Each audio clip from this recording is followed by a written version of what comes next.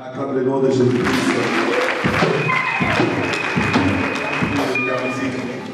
Nous allons partager quelque chose ce matin qui va nous aider.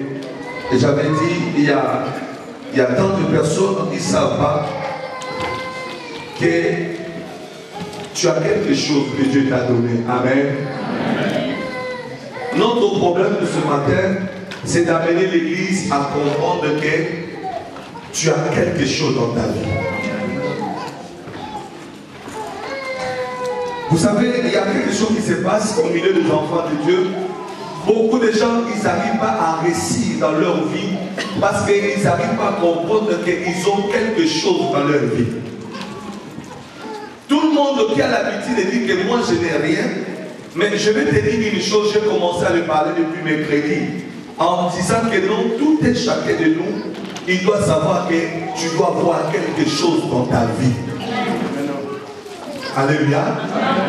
Et celui qui n'a pas quelque chose, il doit savoir qu'il ne sera jamais utile. Et je lui ai dit, avoir quelque chose, c'est quoi? C'est quelqu'un qui a des capacités en lui. Quelqu'un qui sent qu'il a quelque chose qui peut l'amener à aller loin. Sans que tu saches que tu as quelque chose. La Bible dit, deux personnes ne peuvent pas marcher ensemble s'ils ne sont pas d'accord. Quelqu'un croit cela? Amen. On ne peut pas marcher ensemble et on ne peut pas, par exemple, venir à l'église et dire que non, je vais à l'église, je vais à l'église. Non, il y a des gens qui viennent à l'église, mais ils ne savent pas pourquoi ils viennent à l'église. Donne-moi Amen. Amen. Je parlais le mercredi, j'ai dit, tous ceux qui prient, ce sont des ratés. Ce sont des rescapés de la vie. Pourquoi j'ai dit cela? Je dis parce que quand vous regardez bien, Jésus nous a sauvés. Et quand on dit que Jésus t'a sauvé, il a sauvé qui? Il a sauvé quelqu'un qui était déjà condamné. Quand on te dit qu'on t'a sauvé, ça veut dire que tu avais une situation qui était plus grave et la personne est venue pour t'aider. Et cette personne, on l'appelle Jésus-Christ. Quelqu'un peut dire Amen. Et quand Jésus t'a sauvé, ça veut dire qu'il t'a libéré d'une situation quelconque. Et quand on dit que Jésus t'a sauvé, ça signifie quoi? Ça veut dire que c'est quelqu'un, par exemple, on t'avait condamné par les sorciers, et toi tu n'avais plus la force, Jésus-Christ est venu, il t'a libéré de chaînes de la sorcellerie. Et pendant ce moment-là, on va dire que c'est Jésus qui t'a sauvé. Amen. Et quand Jésus sauve quelqu'un, c'est l'homme fort, il ne t'a pas sauvé pour que tu restes seulement comme ça. Non, il t'a sauvé afin que toi aussi tu prennes des précautions de comment aussi tu dois te défendre. Église, alléluia. Il y a beaucoup de gens, vous allez voir, ils prient. Leur souhait c'est quoi? Que le pasteur repose les mains, que le pasteur parle sur sa vie. Non, non. Je vois quelqu'un dire Amen. Et quand nous regardons, la Bible dit, il nous a sauvés par un grand prix. C'est son sang qui a coulé à la croix de Golgotha. Et le fait que Jésus t'a sauvé, ça veut dire qu'il t'a sauvé afin que toi aussi tu prennes des précautions, que tu puisses avoir ce que j'avais dit le vendredi, tu dois avoir des armes spirituelles. Ça passe église? Est-ce que ça passe quand même? Amen. Et quand nous parlons des armes spirituelles, il y a des gens qui prient. Ils ne savent pas que Dieu t'a appelé à avoir des armes. Si Jésus t'a sauvé, tu es devenu chrétien. Tu n'es pas chrétien au hasard. Tu es chrétien. Première chose que tu vas faire, ce n'est pas de commencer à demander à Jésus des choses, mais c'est d'abord de connaître qui est Jésus et de chercher à être équipé. Amen. Quand on n'est pas équipé, c'est là où vous allez voir des chrétiens qui viennent mercredi. Après, il est devenu chrétien. Dès qu'il y a un problème à l'église, moi je ne prierai plus. Moi je vais rester chez moi. Ça se voit que tu n'étais pas équipé. Oh, celui qui a accepté que Jésus a sauvé, il ne vient pas d'abord pour le miracle, mais il a été sauvé afin d'apprendre qui est mon sauveur. Et pourquoi il m'a sauvé? Jésus ne sauve pas les gens au hasard. Il sauve les gens avec le but. Que Dieu vous bénisse. Amen. Jésus ne sauve pas les gens seulement parce qu'il a envie de sauver. Dis-toi, si tu es devenu enfant de Dieu, tu es aujourd'hui dans cette église, tu dois savoir que Jésus t'a sauvé parce qu'il a un plan pour ta vie. Non, je dis il a un plan pour ta vie.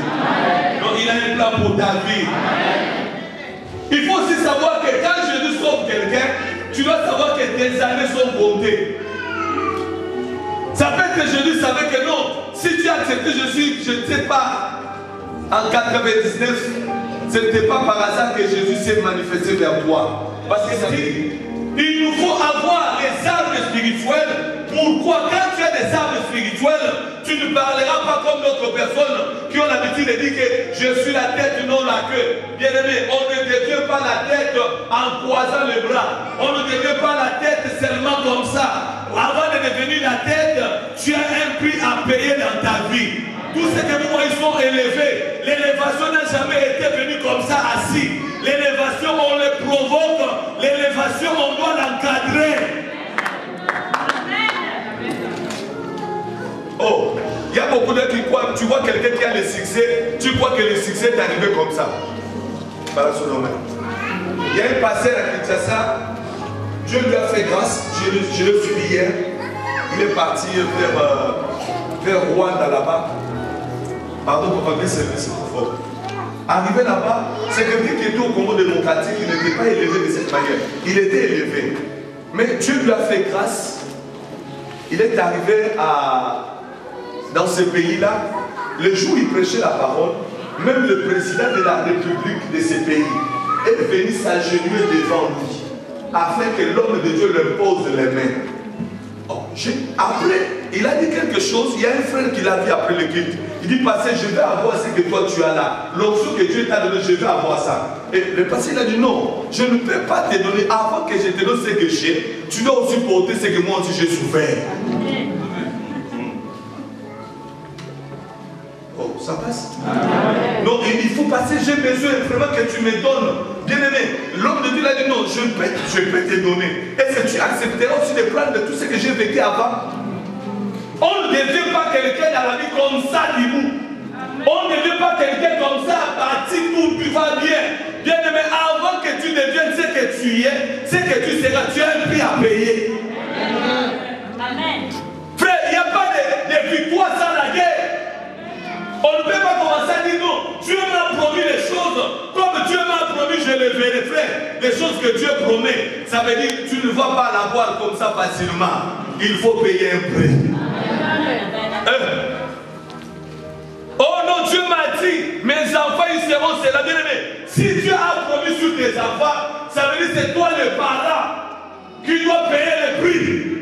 Parce que les enfants, ce n'est pas eux qui ont reçu la révélation ou la promesse. C'est toi, la maman, qui a reçu cela. Pendant que c'est toi que Dieu a parlé, tu es capable de ramener cette promesse à sa accomplissement. Que l'église soit bénie ce matin. Je sens la grâce que l'église soit bénie ce matin. Que l'église soit bénie ce matin. Non, que l'église soit bénie ce matin. Et Jésus dit, il faut avoir des armes spirituelles. Et quand on parle des armes spirituelles, ça veut dire quoi? La Bible dit que vous devez revêtir-vous de toutes les armes de Dieu afin de tenir dans les mauvais jours. Et je viens dit le vendredi, Ephésiens chapitre 6, verset 10. Vous allez lire ça après. Suivez-moi d'abord, pardon. Je sais que vous connaissez bien le verset. Il a dit, revêtez-vous de toutes les armes de Dieu afin de pouvoir tenir dans les mauvais jours. Et je viens dit, il faut savoir que comme tu es là, frères et sœurs, même si tu parles en langue maman, les mauvais jours arriveront chez toi. Il y a des gens qui prient, c'est dit non, pasteur, comment moi j'ai pris? Les problèmes comme ça peuvent m'arriver. Est-ce que Dieu m'a abandonné? Est-ce que Dieu ne voit pas ce qui m'arrive? Bien aimé, Dieu il peut voir ce qui t'arrive. Mais il faut savoir que le mauvais jour doit arriver aussi dans ta vie. Comme le bonheur arrive, le malheur doit arriver aussi. Non, non, non, non, donne-moi amen. C'est ça là où le chrétien doit grandir. Un bon chrétien, ce n'est pas un chrétien qui est fragile. Pas un chrétien, quand tout va bien, il est tenté de danser. Il est tenté de louer le Seigneur. Bien aimé, nous sommes des chrétiens qui doivent comprendre que les mauvais jours peuvent arriver. Paul et Silas, ils étaient liés dans le chêne. Mais la Bible dit, c'était leur mauvais jour. Oh il n'a pas dit que Paul, tu vas souffrir. Il a dit seulement que je t'ai choisi comme mon instrument. Il a dit que je t'ai choisi. Tu feras des choses avec moi. Mais Paul s'est retrouvé en prison. Écoute-moi ce matin. Il y a des choses que Dieu peut te parler. Il y a des choses que Dieu ne te dira pas. Ça sera que des surprises. Parce que si Dieu commence à te dire tout, bien aimé, où est sa place? C'est ça, d'autres personnes disent, Dieu m'avait promis que quand je serai en Europe, ça va se passer comme ça. Quand je vais me marier, mais tu es dans le mariage, tu vois le noir que le noir. Ça veut dire ça, c'est le surprise de Yehoshua Mashiach. C'est comme ça que tu vas grandir. Il y a même d'autres personnes qui se disent non, moi je ne croyais pas qu'à l'église, nous avons trouvé les gens quand même au bon. Je vais dire ce matin, il faut savoir qu'à l'église, il n'y a pas de bon ici. Amen.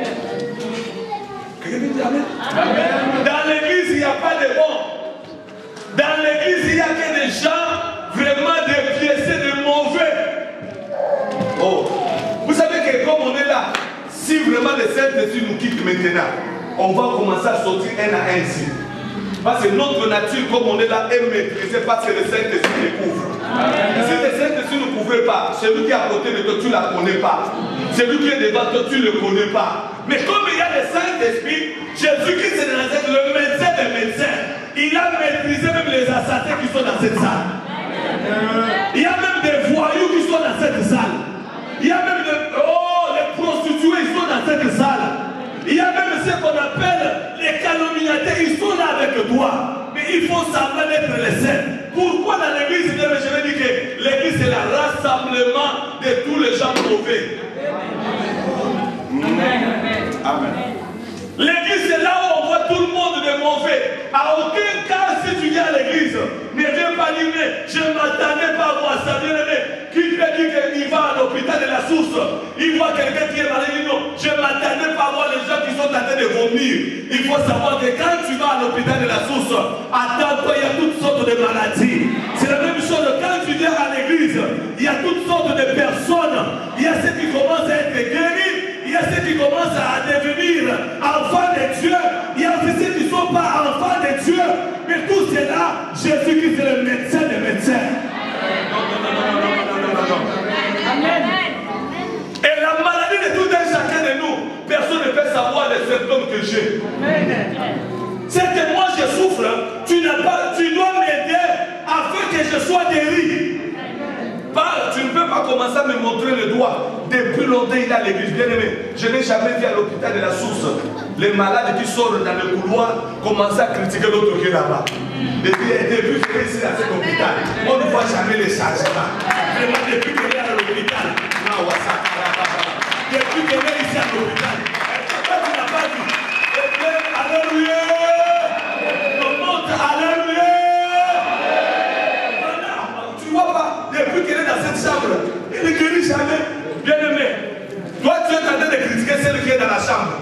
Oh, tu oublies que vous critiquez, vous tous aussi vous êtes à l'hôpital. Oh, le docteur quand il va sortir, vous dire, toi avec ta perfusion, oh non, tu sais, elle peut être vraiment, tu n'as pas vu, vraiment toujours. Depuis que je suis passé par là, je l'ai trouvé allongé sur son lit. Toi tu es debout, elle est allongée. Mais vous tous, quand le médecin va dire que vous êtes des malades, nous sommes des malades. N'attends pas encore. Or maintenant le médecin, quand il va vous trouver, vous critiquez l'autre, il va dire, mais toi tu n'es pas sage. Si tu savais au moins que tu étais au sujet malade, tu n'allais pas commencer à parler comme ça.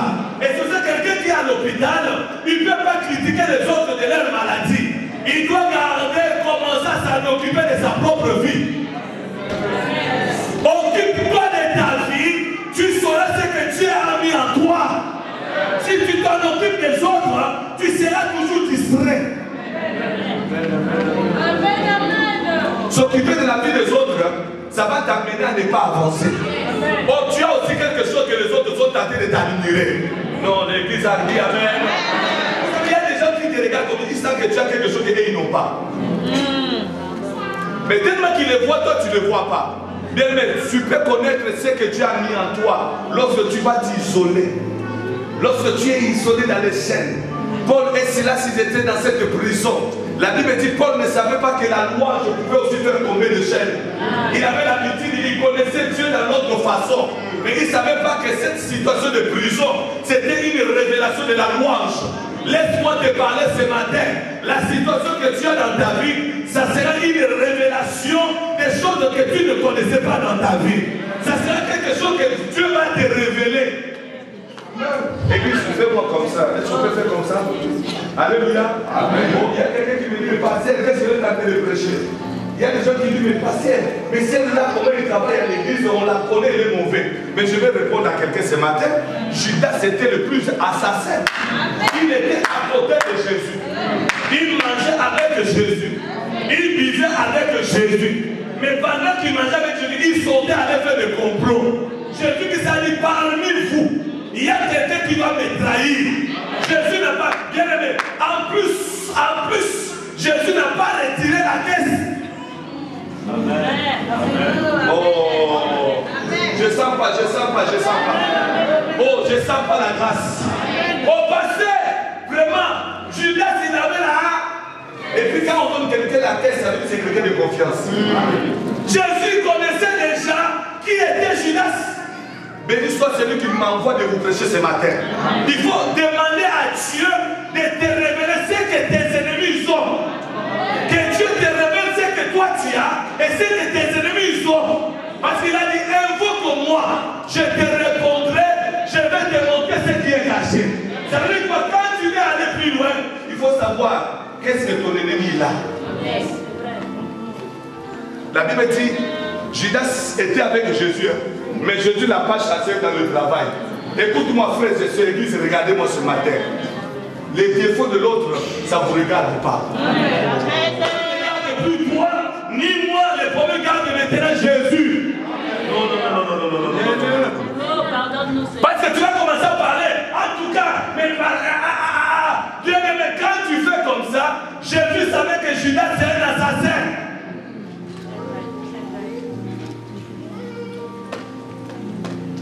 Nous sommes tous à l'hôpital.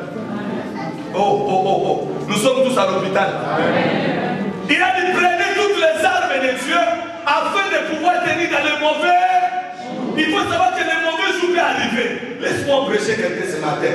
Il y a des gens qui disent mais pasteur, mais moi j'ai pris, j'ai pas la langue. Pourquoi je te combats comme ça? Frère, je vais te dire une chose. Si tu es devenu enfant de Dieu, première chose, tu dois avoir des armes de Dieu. Deuxième chose, quand tu es équipé des armes de Dieu, tu peux aller mener dans le champ de bataille. C'est là que tu peux dire que si Dieu est pour moi, qui sera contre moi? Tu peux dire qu'il ne viendra par un seul chemin, ils retourneront par ce chemin.